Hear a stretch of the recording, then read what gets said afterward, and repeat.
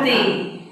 आज हूँ 14/4/26 प्रातः मुरली। ओम शांति। ओम शांति। बाप दादा मधुबन मीठे बच्चे मीठे बाबा जदि देवता हेबार अच्छी तेबे अमृत पान कर एवं अन्य को करा। जो माने अमृत पान करती से माने ही श्रेष्ठाचारी हुअंती। प्रश्न एही समय सत्यजुगर प्रजा केउ आधार रे तैयारी हेउचंती।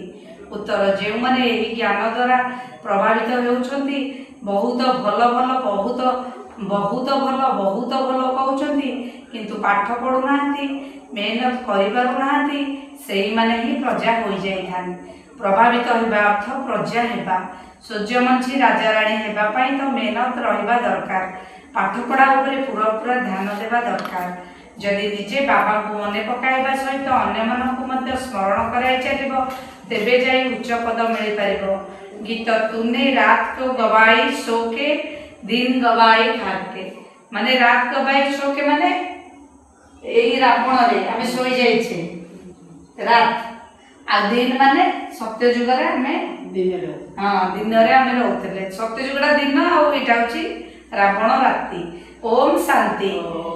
पिला माने गीत सुनिले जे आमे आम जीवन हीरा भली थिला एबे कौड़ी भली हो जाइछ। आमे केतबेले हीरा थिले सत्य जुग रे थिले एबे कौड़ी हे जाइछे।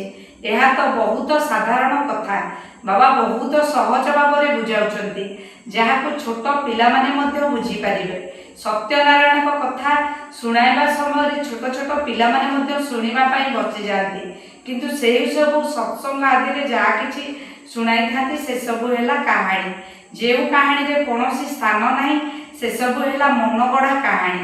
गीतार कहानी रामायण रो कहानी भिन्न भिन्न शास्त्र सब रहिछि जहार कहानी बसी सुनाई थाती से सब हेला कथा बा कहानी। कहानी सुनिले केबे भी कोनोसी लाभ मिली नथाय कि एहा हेउची सत्यनारायण रो कहानी। नररु नारायण हेबार सत्य कहानी। एहा को सुनिबा द्वारा तुमे नररु नारायण होई जिवो। ओम शांति।